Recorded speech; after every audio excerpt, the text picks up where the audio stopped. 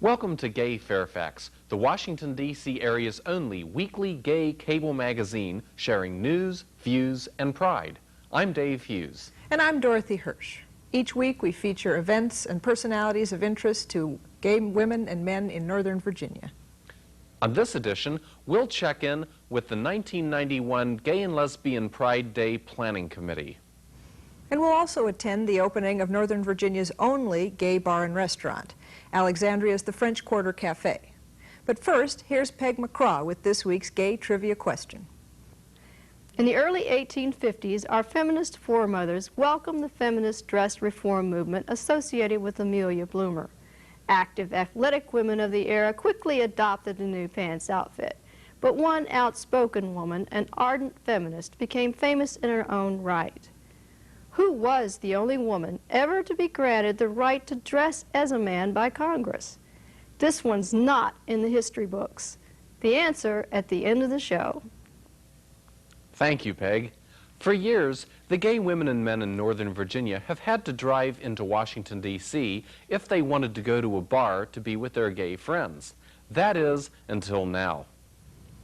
The French Quarter Cafe and Bar has recently opened at 808 King Street in Old Town Alexandria. As Gay Fairfax reporter Marty Ackerman discovered, the cafe offers fine food, high spirits, and a clientele that is definitely merry and gay.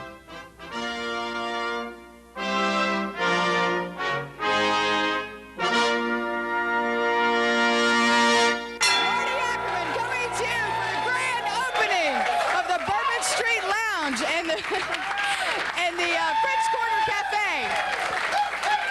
Woo! We got a lively crowd. We are at 808 King Street in downtown, Old Town, Alexandria, with a very lively crowd here for this grand opening. We have two of the owners here, Murray and Larry. We'd like to talk to them. Gentlemen, congratulations. This is great. This is great. Thank you. Thank you. And this is the grand opening. And so how did this get started? Well, we did a huge demographic study. We found a large gay population in Alexandria and Arlington, and we figured it was time. The city needed it. Great, great. That's wonderful. And how did you get past the serving homosexuals in Virginia? We haven't had a problem with the ABC board. They've been wonderful about it. They've never enforced the law. They don't intend to enforce the law, and they know that we're going to run a clean, good operation. And Larry, you're in charge of finances, right? So you're going to start rolling in the money, right? Absolutely. All right. Look around. I know, this is wonderful. And so you have a wonderful menu as opposed to the ambiance, right? Absolutely. In addition, rather. Every night we're going to have an excellent buffet with wonderful cuisine. In addition, we're going to have sandwiches, and eventually we're going to offer a full-scale menu. Wonderful. And these will feature New Orleans-style food, or? Yes. Different. All different. We're going to experiment different types. Great. And I noticed there's an upstairs also, so there's lots more people up there, and that's mainly the bar area. Is that correct? No, it's going to have eating too. Bars are on both floors. They'll be eating on both floors. And this will be table service plus buffet. Is that correct? Yes, that's correct. That's wonderful. Congratulations again, guys. This is wonderful. Thank you. We're going to talk to some of the local people that are sitting around. Hi, what's your name? Tom. Tom, nice to see you out here. Thank you. What brings you out here? Well, we usually go out to D.C. and I'm a resident of Alexandria. I live in Alexandria. I pay taxes in Alexandria, and it's about time they had a place for us to eat and drink in Alexandria as well. And I think it's about time they opened a gay bar in Virginia. And I just hope it goes well. All right. Well, thank you very much. And your name, sir? My name is Scott. Hi, Scott. Hi. I live here in Alexandria also. I think it's great. I mean, I really get tired of taking the metro into D.C. I can walk here, and Virginia needs to catch up in some areas, and this is one of them. And well, that's great. So you think you're going to be becoming a regular here, right? Yeah, sure. No problem at all. It's a great place. It looks really Yeah, it is. I'm hoping that the menu comes along real fast so that we can all enjoy the good food, too. Yeah, my stomach does, too. Thank you, gentlemen. Diane, too. Hi, we're going to talk to some more people. What's your name, sir? Bill Wirt. Bill, nice to see you here tonight. What brings you here? Just a chance to come out and enjoy the community in a place closer to home. How did you hear about this? A bunch of friends called me up this afternoon at work and said that the bar was opening, so I thought I'd come out. All right, good to see you here. And you, sir? Come around this way. How did you hear about this? Hi, I'm Dale. I heard about it through a friend, and he invited a few friends, and so I came along.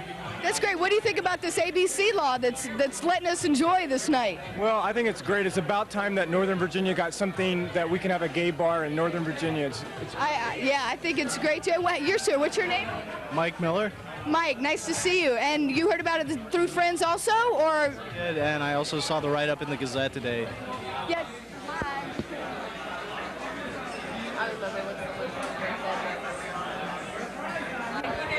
And walking through the audience, we find that it's not just a gay bar. We have some heterosexual groups here also. We have Diane and John that came in to enjoy the atmosphere. Diane, how did you hear about the bar? I work at a bar down the street. We just heard through the gossip and the local newspapers. That's great. And so you think you'll be coming back even though it's strictly considered a gay establishment? I love it. It's just not gay. Everyone's really friendly. People talk to you. In other bars, they wouldn't just normally walk up to you and say, hey, what's going on? So it's really friendly. I love it. Well, good. Thank you very much. See, all those stereotypes are not necessarily true.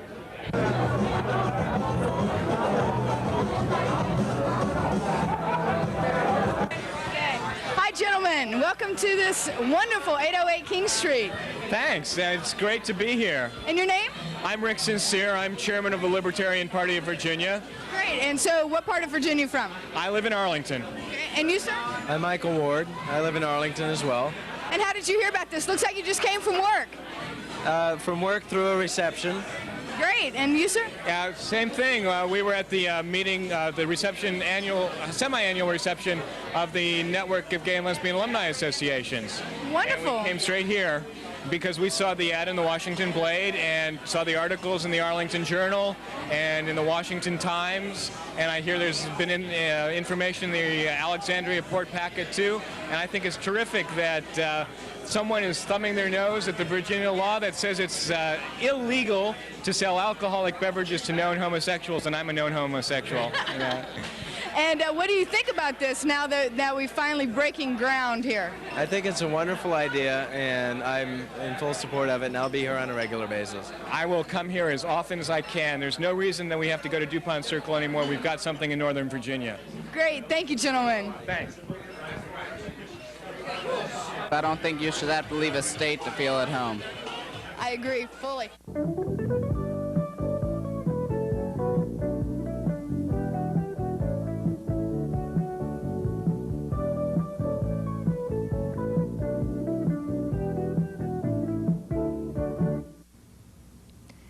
A gay bar and restaurant is only one way to meet old friends and make new ones. Another way is to get involved with the Fairfax Lesbian and Gay Citizens Association.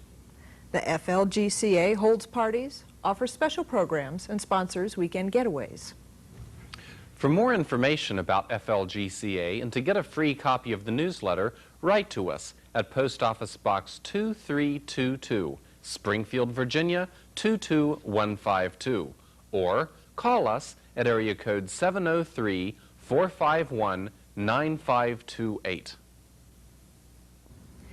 Gay pride itself doesn't take much planning. The more you learn to feel good about yourself and other gay people, the more pride you'll feel. But an event that celebrates gay pride, that takes careful planning. The annual Washington, D.C. Gay and Lesbian Pride Day celebration takes careful planning. Gay Fairfax found out what goes on behind the scenes from Adam Eben and Dane D'Alessandro of the 1991 Pride Day Planning Committee. Every year in June, there's a huge festival in Washington that celebrates gay pride. And with me now, I have two gentlemen who are integral to making this event happen. I have Dane D'Alessandro, who's the VP of the Board of Directors, and, Adam Eben, who's head of public relations. So how did this event get started and how long has it been going on? In the D.C. area, this is the 16th annual Pride Festival.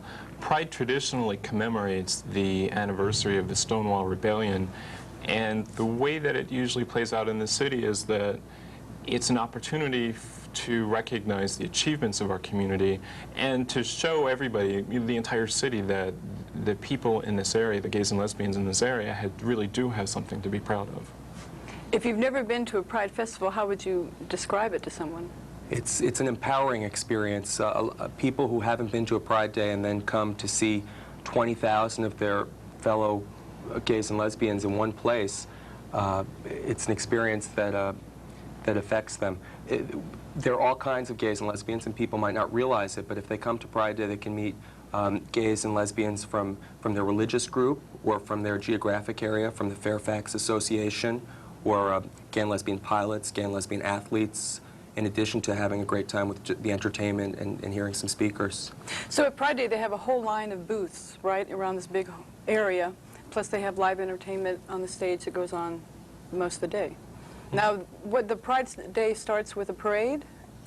Yeah, actually, the festival starts at 10 a.m., and the festival this year will be similar to last year's in that it will be held at the Francis School at 24th and N Streets Northwest. The festival opens at 10 a.m.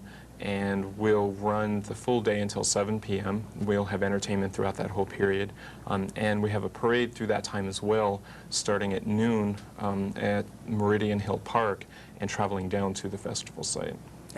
That goes through DuPont Circle, and we'll have more than 100 groups marching, everything from marching bands to political groups to religious groups, as well as floats and all kinds of colorful things. That sounds like a lot of fun. Do you have some interesting groups performing on the main stage? This year, we're very lucky to have two nationally recognized acts. One group is the Flirtations, an a cappella gay male group. They were just recently on the Donahue show, performing for a gay wedding that Donahue was hosting. We're also very lucky to have with us this year Farron, who is a nationally acclaimed folk singer from Canada. Farron agreed to take time out of her entertainment schedule to come down and perform for us this year. They'll both be on the Pride stage that afternoon. That's fantastic. Well, what else? Tell me about Pride. Well, this year Pride has expanded. There have always been events during the week of Pride, but this year we're really fortunate to have groups co-sponsoring a range of informational and entertainment activities. There'll be a speaker series that's going to be co-sponsored by Pride of Washington and really put together by a new group called 1 in 10, which is going to be an educational outreach organization. And it's a chance for people to find out more about specific concerns. The 1 in 10 lectures are going to start on Monday of Pride Week, preceding Pride. It will include things on Department of Defense, legislative update, others on local legislative matters, a town forum on bringing the community together on all the different diverse elements of the gay and lesbian community. And one that should be really interesting will be a historical perspective, a panel discussion on gay and lesbian rights from the history of it in Washington. And it's going to be keynoted by Frank Kameny, who's the Grand Marshal of this year's parade. And Frank Kameny's been involved for about 20 years in Washington, founding a local branch of the Medicine Society, which is one of the first gay and lesbian rights organizations. So that promises to be interesting. And there'll be others, including concerts by the Gay and Lesbian Chorus of Washington and a forum sponsored by the Human Rights Campaign Fund the Tuesday after Pride on June 25th. So Pride Day really is the peak of a whole week of events. It is a culmination.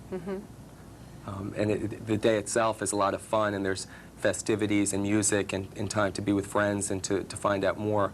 But throughout the week, we've kind of arranged for other activities so that people don't have to do all the outreach and educating or learning that they want to do during that one day. It's nice to have a bit longer.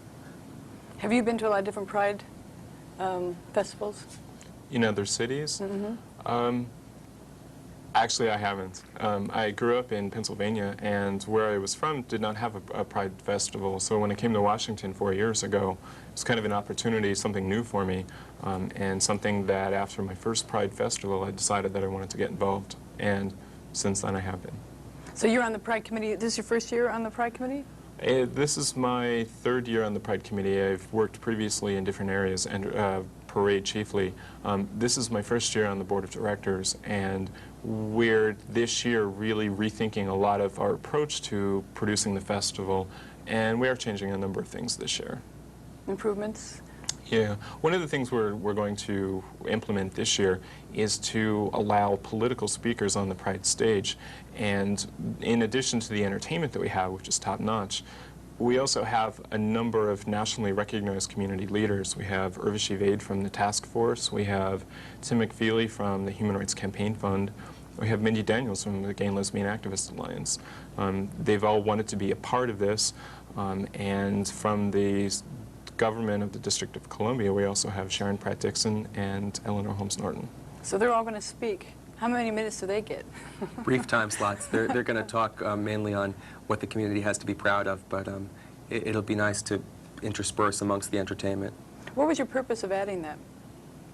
It was to give the different segments of the community a greater voice in talking about what Pride means to them.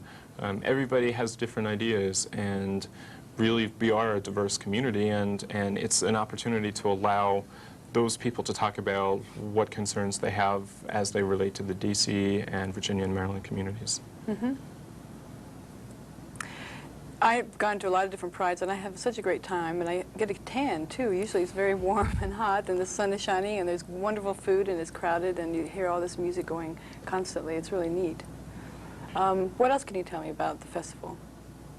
Well, this is the 16th annual Pride Day, and Washington's festival is actually one of the largest, I think, in the Mid-Atlantic. We have in excess of 20,000 participants attending, and it's a large parade. There are other festivals. There's one in Baltimore earlier in June, and there's one in New York later on, but it really is a testimony to how diverse the gay community is and how enthusiastic some of the participating groups are. It's a real chance for the community to come together in Pride, which is actually our theme this year, Together in Pride.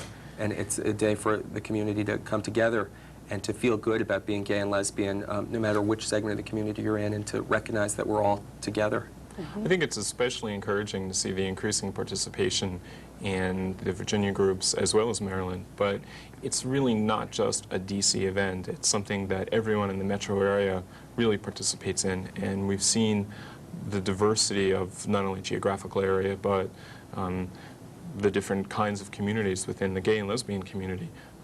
Everyone really does participate, and it's that coming together and the sharing of information and ideas that I think makes it very worthwhile.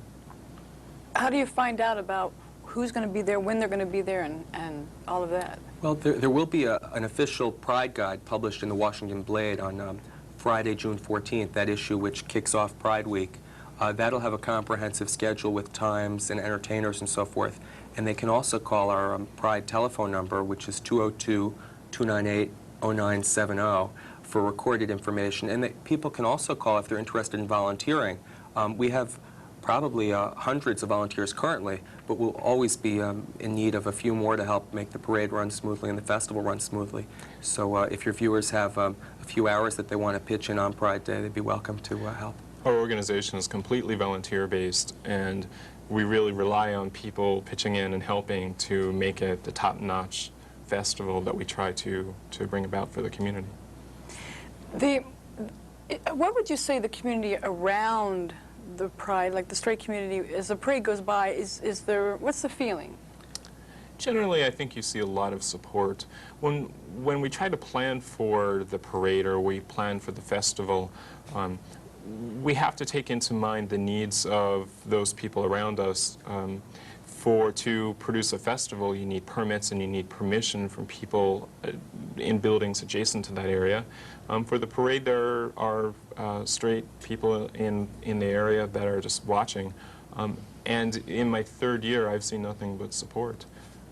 It's also, I suppose, an interesting point that quite a number of gay supportive groups are now flourishing. You'll see them at the Pride booths this year.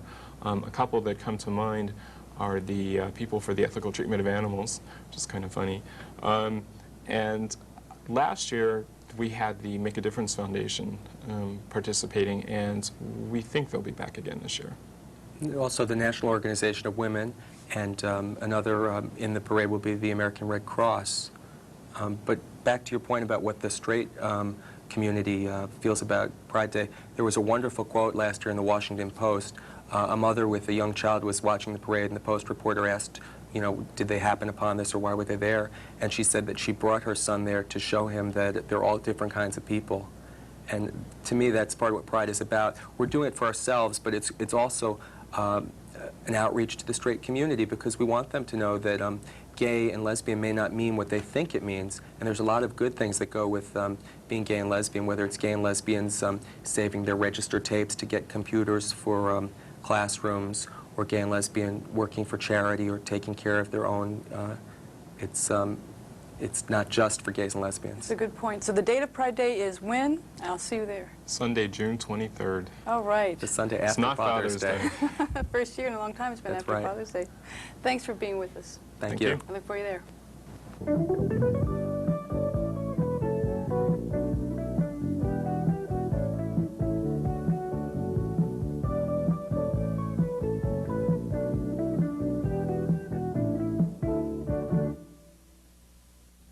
Well, how did you do with this week's gay trivia question? Here's Peg with the answer. Dr. Mary Edwards Walker, called the most distinguished sexual invert in the United States by her male enemies, was not necessarily gay, although she certainly was a transvestite. After the outbreak of the Civil War, Dr. Walker volunteered her medical assistance in Union Army hospital tents. The commanding generals and the male surgeons she served with protested the presence of a mere woman within their ranks, despite her medical skills and outstanding service. Of course, Dr. Walker wore the same uniform as her male colleagues, another oddity they could not deal with. The shortage of qualified doctors in the field made it imperative that she be allowed to serve. Finally, in 1863, Dr. Mary Edwards Walker was officially appointed an assistant surgeon in the Union Army and was unequivocally granted permission to wear the Union Army uniform. I'm Rick Sincere with Gay Book Beat. We'll be looking at books unusual and exciting by and for gay men and lesbians. Today, we're looking at Between the Acts, Lives of Homosexual Men from 1885 to 1967, edited by two British scholars, Kevin Porter and Geoffrey Weeks. This book documents the lives of homosexual men in Britain who lived between the year 1885, the year the Criminal Law Amendment Act was passed, which made homosexual behavior between men illegal, and 1967, the year the Sexual Offenses Act was passed, which finally made homosexual behavior between men over the age of 21 legal again. This is a compilation of oral histories of a wide variety of men who lived in an age of oppression and suppression, who lived at a time when they had to hide their sexual identity from their loved ones, from the public at large, and from sometimes themselves. The Act of 1885 is the one that put Oscar Wilde in jail and became famous through that means. Now, the people who are profiled in this book, which was based on oral presentations made by these people in the late 1970s, when many of them were already in their 80s and 90s, they represent all sorts. They were rich and poor, intellectuals and manual laborers, people who would travel around the world, and people who hardly ventured away from their home village. But all of them had one thing in common. They were leading homosexual lives, sometimes in secret, and at a time when they had to hide their sexuality from all those around them. They simply could not publicly acknowledge who they were. Many of them were married and had children, but for the most part, they lived rich lives, even if it was something that they had to hide from others. As I said, most of the interviews were conducted in the late 1970s, and by that time the gay rights movement was well underway.